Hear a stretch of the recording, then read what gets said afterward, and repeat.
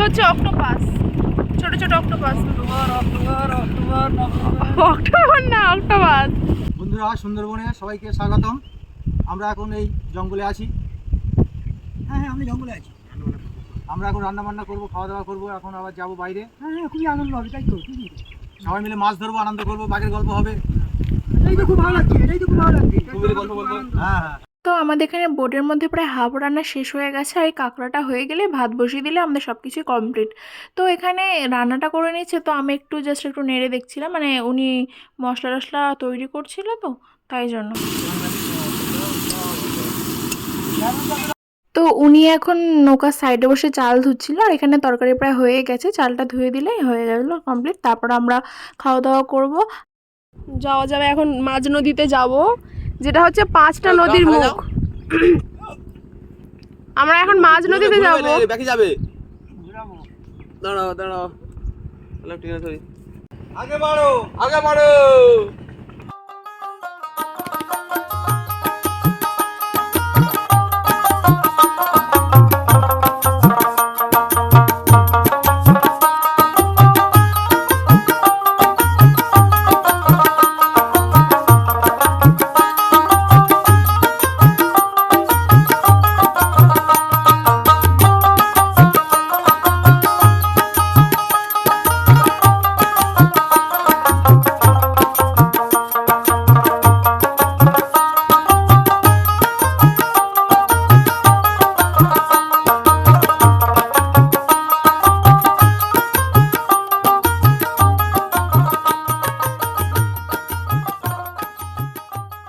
তো আমরা ছোট খাড়ি থেকে নদীর একটু সাইডে চলে এসেছি, মানে বড় নদীর কাছে। তো এখানে এখন দোন ফেলা হচ্ছে।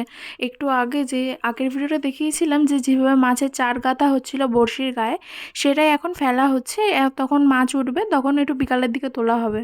আর সিনটা আমি ঠিকঠাকভাবে দেখাতেও পারছিলাম না, একটু অসুবিধা হচ্ছে, তার কারণ নদীতে মারাত্মক পরিমাণে ঢেউ হচ্ছে। ভিডিওতে সেভাবে না বোঝা গেলেও সামনাসামনি কিন্তু প্রচুর ঢেউ হচ্ছিলো, নৌকা মারাত্মকভাবে দুলছিল। আমি সাইডে একটা কাঠ ধরে বসেছিলাম, ঠিকঠাকভাবে বসতেও পারছিলাম না। আর মানে বাই চান্স যদি পড়ে যায়, তো আমি কোনো রকম বসে ভিডিওটা করেছি, আর একটু প্রবলেমও হচ্ছিলো, ফোনটা প্রচুর কাঁপছিল তখন। আর আমরা এমন একটা জায়গায় এসেছি, এটা হচ্ছে 5টা নদীর মুখ। সামান্য একটু ঢেউ হলেও প্রচুর কিন্তু কাঁপে। আচ্ছা সরি, আমি একটু ভুল বললাম, এটা হচ্ছে 9টা নদীর মুখ। নদীটার নাম হচ্ছে বিদ্যাধরী নদী। অনেকে হয়তো এটা সম্বন্ধে জানো, অনেকেও জানো না।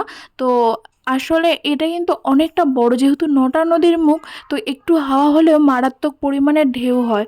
যারা এই নদীটা চেনে তারা জানে এই মাঝখানটা কতটা ভয়ঙ্কর। আমরা এখনও সেভাবে মাঝ নদীতে আসিনি, আমরা একটু সাইডে ছিলাম।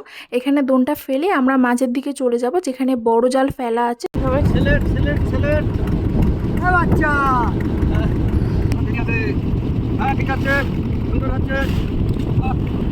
মাছ দাও, বড় মাছ দাও। এই যে এগুলো হচ্ছে অক্টোপাস, ছোট ছোট অক্টোপাস। অক্টোপাস না, অক্টোপাস। হরে কৃষ্ণ, হরে কৃষ্ণ। যাবো? হ্যাঁ, জয় মা গঙ্গা।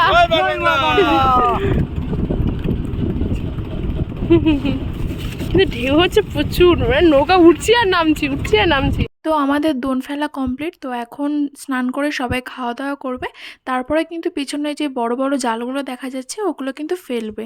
তারপর বিকালবেলা আবার জালগুলো তুলে মাছের আড়তে যাওয়া হবে, তারপর আবার মাছ বাজার করে বিক্রি হবে। চান করতে লাভছি এবারে।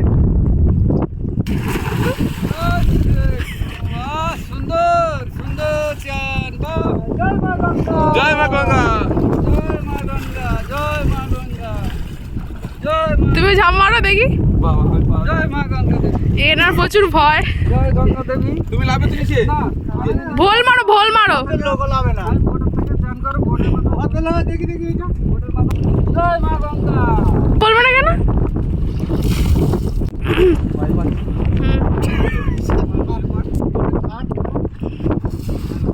বাবা কি দুধ। বল মারো, বল মারো। নদীতে নামতে ভয়ে অবস্থা খারাপ। সবার স্নান করা কমপ্লিট, এবার খাওয়া দাওয়া হবে, তাই তো? হ্যাঁ, এটা হলো না। ভাত বাড়া হচ্ছে, এইগুলো তরকারি আছে, আর এখানে আরো তরকারি আছে। কাংড়ার ডিম, বটবটি, এই কাংড়া আর কাঁকড়ার ডিম দিয়ে রান্না করেছে আলু দিয়ে, ও কি টেস্ট সত্যি। এই নদীর মাঝখানে এত সুন্দর জায়গার মধ্যে খাতে যে কি আনন্দ লাগছে দাদা, খুব সুন্দর লাগছে। নদীতে ওই তো আমাদের নৌকায় মা বনদেবীর একটা আশীর্বাদ আছে না, করবে দেখবে ভালো হবে। শুধু স্যাম্পল লবণ হলুদ হ্যাঁ, আর এই একটু জিরে গুঁড়ো, আর কিছু না। খুব সুন্দর। আর বরবটিগুলো ওরা টাটকা, হ্যাঁ ওখানে নিয়ে আসলাম। আর এই মাছটাও তো তোমাদের নদীতে ধরা, টাটকা, সব টাটকা জিনিস।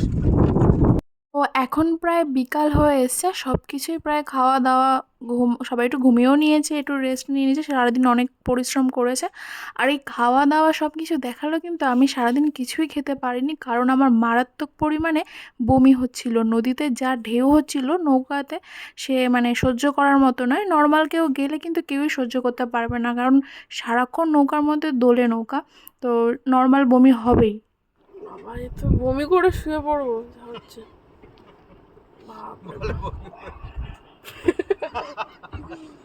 আমি এত বমি করি না কোনোদিন। শুয়ে শুয়ে ভিডিও কর, ক্যামেরাম্যান শুয়ে শুয়ে ভিডিও করবে, দাদা কে আছে ক্যামেরা।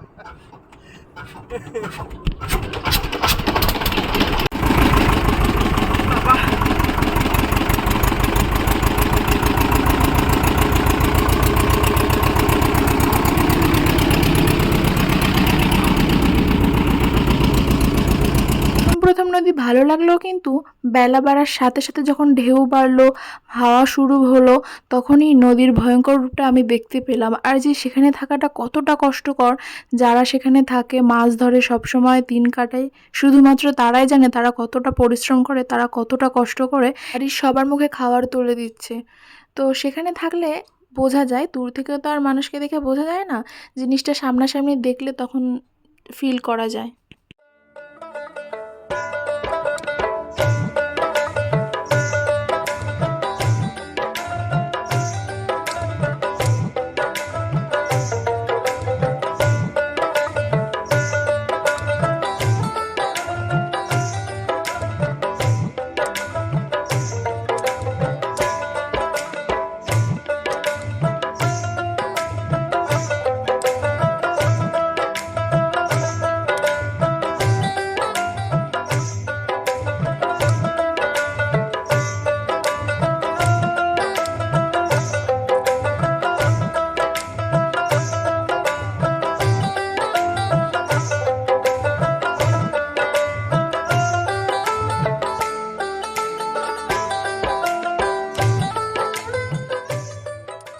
আর এখানে আপনাদের একটা মর্মান্তিক ঘটনা শোনায়, যে খুবই ভয়ঙ্কর। তো ওনার সাথে ঘটেছে ওনার চোখের সামনে।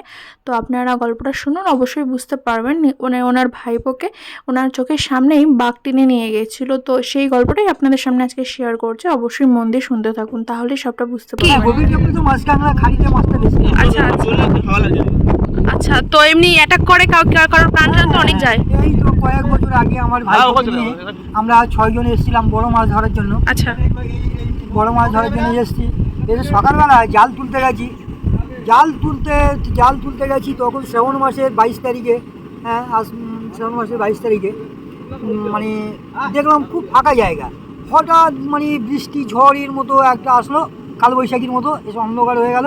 হ্যাঁ অন্ধকার হয়ে গেলে আমরা তখন চোখে কম দেখছি, ও কোন সাইডে ছিল জানি না, লাফিয়ে এসে দেখি নৌকার উপরে এসে পড়ে, ওকে ধরে অ্যাটাক করলো। আমরা তো ওই নৌকায় আর কী থাকে, বাঁশের লাঠি বাটি এসবগুলো থাকে, ওই দিয়ে আমরা ওই বাঘকে পিটিয়ে ওকে মুখে টুকে মারলেও আঘাত পেয়ে ওকে লাশটাকে ছেড়ে দিয়ে ও ছুটে পালিয়ে গেল। কি অবস্থা! হ্যাঁ তারপর আমরা ওকে ধরে, তো খারাপ ভাবে তো আহত করেছিল তাকে। হ্যাঁ সে সঙ্গে সঙ্গে ডেড হয়ে গেছে। হ্যাঁ হ্যাঁ আমরা ওকে নিয়ে গোসাবা থানাতে নিয়ে আসলাম। আচ্ছা, গোসাবা থানায় নিয়ে আসার পরে বললো না গোসাবা থানায় এটা চলবে না, এটা কোস্টালে নিয়ে যেতে হবে। আবার ছোটো মোল্লাখালি নিয়ে গেলাম, ছোটো মোল্লাখালি নিয়ে গিয়ে ওখান থেকে বন দপ্তরে যেগুলো করণীয় কাজ ওরা করলো, করার পরে ওটাকে মমিনপুরে পোস্টমর্টম করলো, মমিনপুরে। ওখানে ইন্টারি থানায় ওখানে লিখিতভাবে ওখানে আমাদেরকে 2 দিন আটকে রেখেছিল, রেখে এইসব ওরা সন্দেহ করে যে বাঘ কেন মেরেছে, নিজেরাও তো মারতে পারে না, যে বাঘের নামে দোষ দিচ্ছে এরকম। আমাকে আটকে রেখেছিল, রাখার পরে আমি ওইখানে 4 দিন থাকলাম, থেকে আমাকে এক এক টাইমে এক এক রকম জেরা করতো। আমি একই গল্প বলছি কিনা দ্বিতীয় গল্প বলছি, পরে 4 দিন পরে আমাকে ছেড়ে দিল দেওয়ার পরে ওখান থেকে আমরা ডেড বডিটা নিয়ে কেওড়াতলায় কুড়িয়ে শ্মশানে কুড়িয়ে আমরা ঘরে চলে আসলাম। তারপরে এসে ওনাদেরকে সদ্গতি বললাম, ওনার একটা বাচ্চা ছিল, খুব বাচ্চা। খুব মর্মান্তিক ঘটনা। হ্যাঁ, এখন সরকার ওনাকে বহুত সুযোগ সুবিধা দিয়েছে। ওই বাঘে হ্যাঁ, ওনাদেরকে কেউ নেই তো ওনাকে আর দেখার। তা ওই বাচ্চাটা তখন কত বড়? একদম ছোট ছিল? আর তখন 1.5 বছরের বাচ্চা। হ্যাঁ, অনেক ছোট। তখন ওই বন দপ্তর থেকে ওদের একটা সমিতি আছে, সমিতির মারফত থেকে এখন ওদেরকে সংসারটা চালিয়ে দিচ্ছে, টাকা পয়সা দিয়ে চালিয়ে দিচ্ছে, ওদেরকে এখন অসুবিধা নেই। আচ্ছা, কিন্তু জীবনটা তো চলে গেল না, জীবনটা তাকে তো আর চলে পেলো গেল। না, না টাকা পয়সা। হ্যাঁ, টাকা পয়সা তো দেবে, কিন্তু সেটা পরের কথা। ছেলেটা খুবই ভালো ছিল। ভালো ছিল, ভালো মানুষের আগে মরে যায়।